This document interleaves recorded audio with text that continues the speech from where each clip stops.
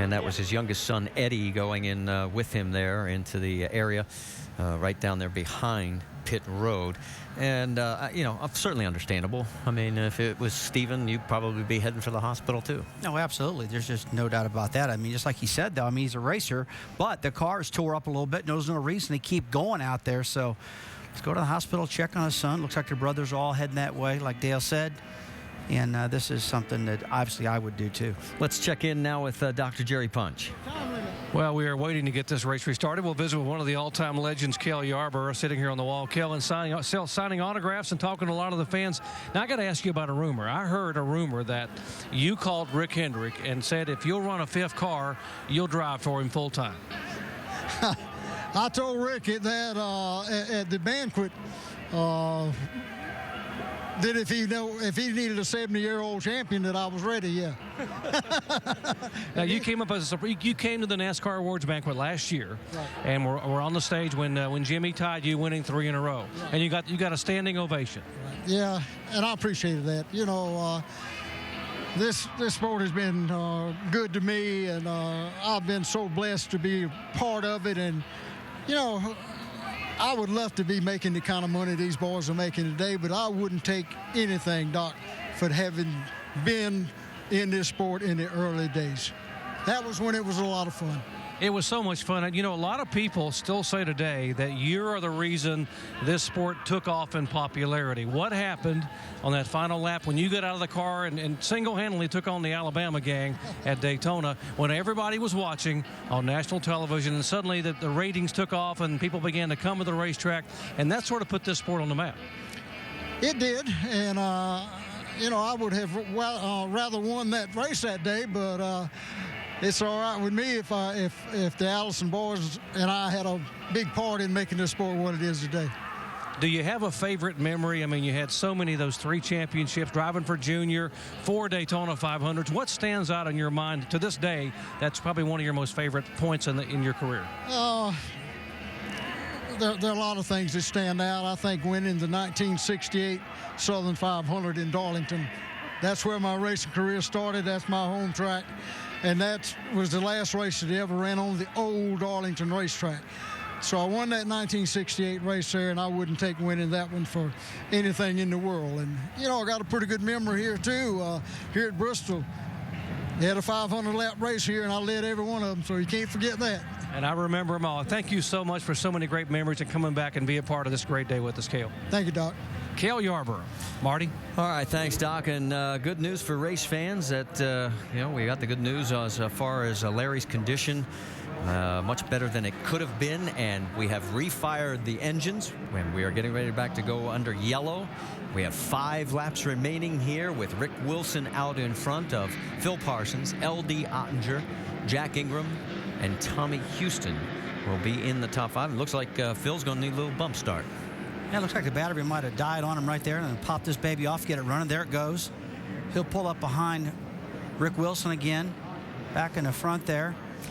We did get word that the teams did have spotters, so we want to update that part of the equation. And I think, you know, what you guys had talked about before that break holds up, you know. Yeah, and I think, you know, other things that would factor in here, you know, obviously we talked about the speed and your reflexes and your sight. Neither one are quite as good. So, you know, things happening quickly. Even with 20-year-olds here racing, you get involved in things. So, you know, it's even more difficult for guys as they get up into 70. So, again, we just wish everybody the very best, make the most of the situation. Rusty, this was always difficult for me. Red flag situation, a big crash. I can remember sitting here. I was in the Busch race whenever Michael Waltrip had his horrific accident over off of turn 2, but trying to get going again. Yeah, your mind's always thinking about it, and your crew's talking to you. But right now, at this particular point, when this happened to me in the past, my crew would come across me and say, okay, shake it off. Come on, let's get back in the game now. We got 6 or 8 laps to go. It's going to be a shootout. We can win this thing. They would try to flip your mind and change you and get you back on paying attention to the car. I'm sure that's what they're doing to Rick Wilson, Phil Parsons, and L.D. Ottinger. These 3 guys look real strong right now, and this can be a 5-lap shootout. So as we get ready to go back to green flag racing, Let's check in quickly with Jamie Little, who's got a very happy Justin Allgaier.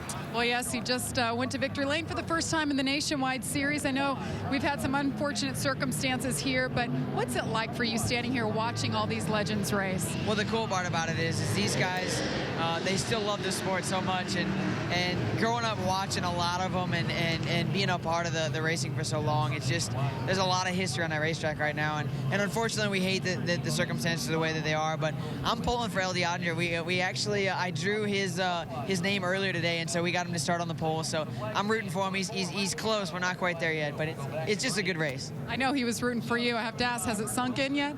Not really. I just told him, they said, what are you going to do after you won? I said, I don't know. What do you do after you win a race in the Nationwide Series? I just enjoy this race and go hang out with my wife and my family and just really try to soak it all in and really enjoy it.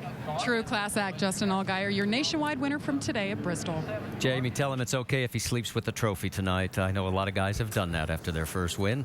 Let's reset the start for you as we get ready to go back to green flag racing. It'll be Rick Wilson in the 75, right alongside with Phil Parsons. In row 2, LD Ottinger, and then the 11 of Jack Ingram. And then in row 3, it's Tommy Houston and Jimmy Hensley in that black quality machine. Phil needs to get a lot better restart this time. He got smoked last time and needs to be on his game right now. Oh, there goes Wilson.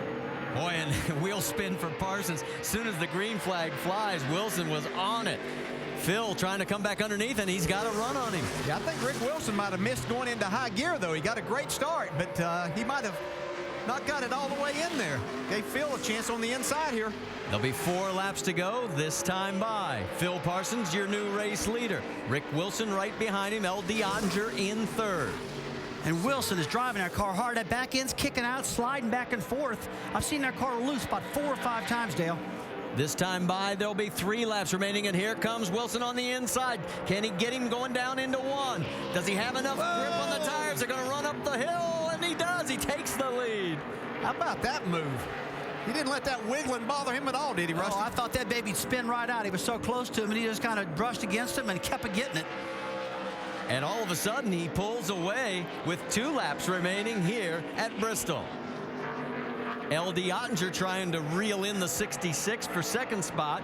And there you get the idea, from 1st, 2nd on back to 3rd. The other 3 cars are dropping a little bit further back. This time by, there will be 1 lap remaining. And he is on it right now. In fact, here he is, and we've got... That was it. Well, that was it. They gave the checker flag before they snuck a lap out of us. They told us they were going to restart with 5, and they only did 4. If we got so excited, we missed the checkered flag, Marty. They tricked us. They tricked us. That last lap of 15:86, that would have qualified you about 15th in a nationwide race. That's what Rick Wilson just ran. He was on it that last lap. Well, congratulations to Rick Wilson. Even though we were 1 lap behind, he was right on time.